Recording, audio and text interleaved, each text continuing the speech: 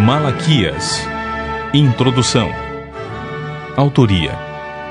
Embora uma parte dos críticos acadêmicos atuais, apoiando-se na tradução grega do Antigo Testamento, Septuaginta, defenda a ideia de que o nome Malaki, em hebraico meu mensageiro, na verdade seja um título comum aos servos e profetas de Javé, o Senhor, a tradição judaica e os chamados pais da Igreja, pensadores e líderes nos primeiros séculos da Igreja, sempre acreditaram tratar-se do nome próprio do profeta Malaquias, autor do Sefer, Rolo, livro que leva seu nome, capítulo 2, versículo 7, capítulo 3, versículo 1 e Ageu, capítulo 1, versículo 13.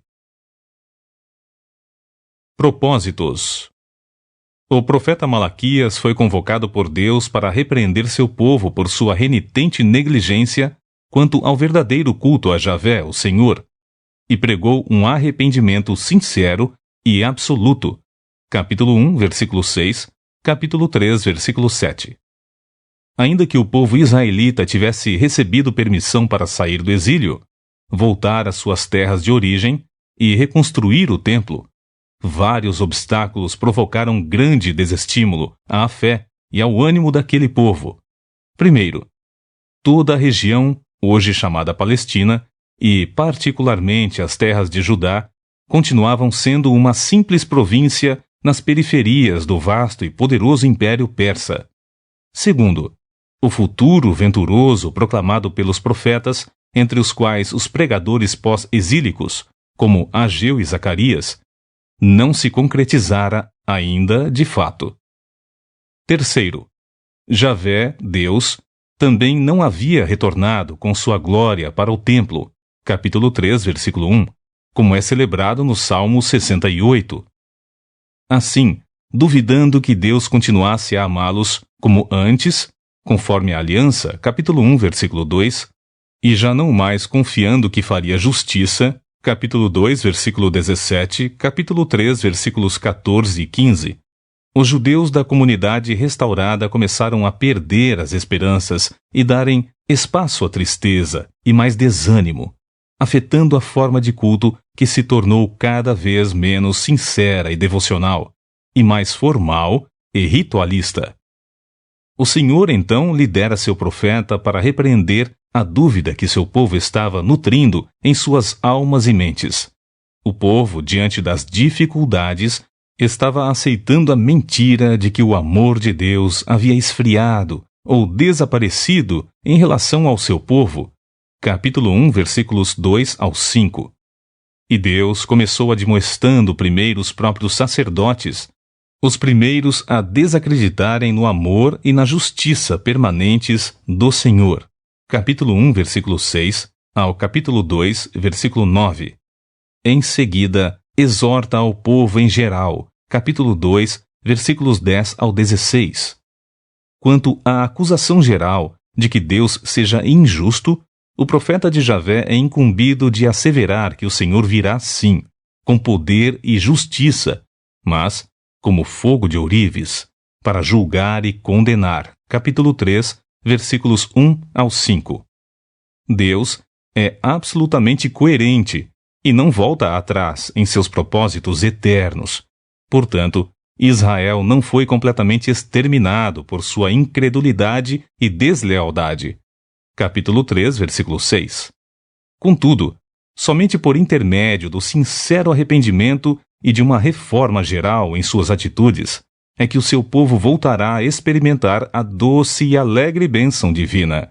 Capítulo 3, versículos 6 ao 12. Os que verdadeiramente amam e honram a Deus serão poupados quando ele trouxer o seu juízo. Capítulo 3, versículos 16 ao 18.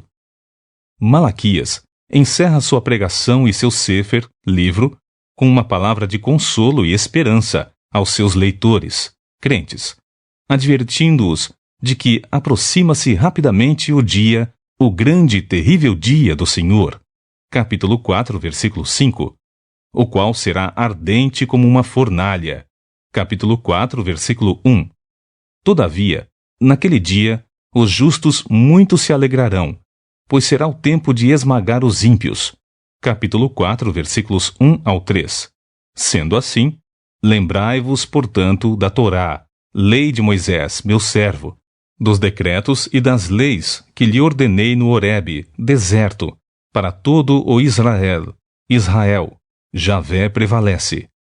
Capítulo 4, versículo 4. Então, Javé, o Senhor, a fim de preparar seu povo para aquele grande dia, enviará o profeta Elias, para convocá-lo de volta ao caminho piedoso dos seus antepassados crentes e fiéis. Capítulo 4, versículos 5 e 6.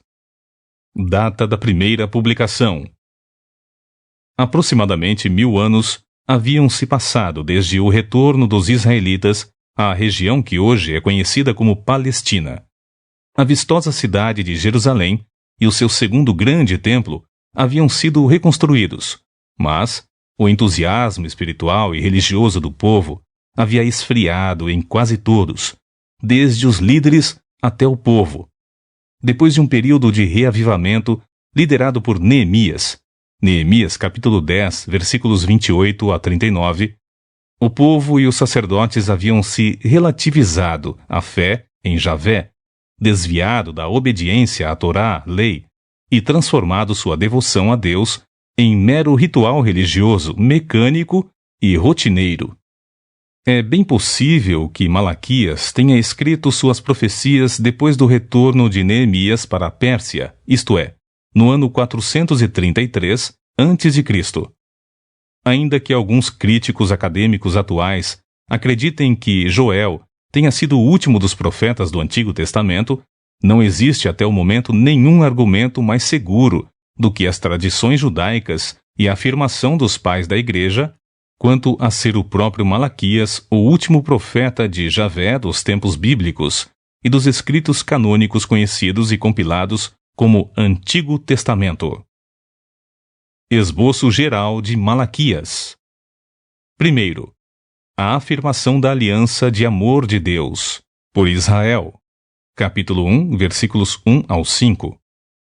Segundo, repreensão de Deus quanto à infidelidade de Israel. Capítulo 1, versículo 6 ao capítulo 2, versículo 16. Item A. A deslealdade e a falta de sinceridade dos sacerdotes. Capítulo 1, versículo 6 ao capítulo 2, versículo 9. A. Ofertas e sacrifícios sem devoção afrontam a Deus. Capítulo 1, versículo 6 ao versículo 14. B. Ensinar sem depender do Senhor é improdutivo. Capítulo 2, versículos 1 ao 9. Item B. A infidelidade do povo em relação a Javé, Deus. Capítulo 2, versículos 10 ao 16. Terceiro. Pregação profética em relação à vinda do Messias. Capítulo 2, versículo 17 ao capítulo 4, versículo 6. Item A. O Senhor virá purificar os líderes e julgar o povo. Capítulo 2, versículo 17 ao capítulo 3, versículo 5. Item B. Uma oportunidade ao arrependimento sincero. Capítulo 3, versículos 6 ao 18. A. Encorajamento à contribuição sincera e leal. Capítulo 3, versículos 6 ao 12. B. Encorajamento à prática piedosa de boas obras. Capítulo 3, versículos 13 ao 18. Item C. Pregando sobre o grande e terrível dia do Senhor. Capítulo 4.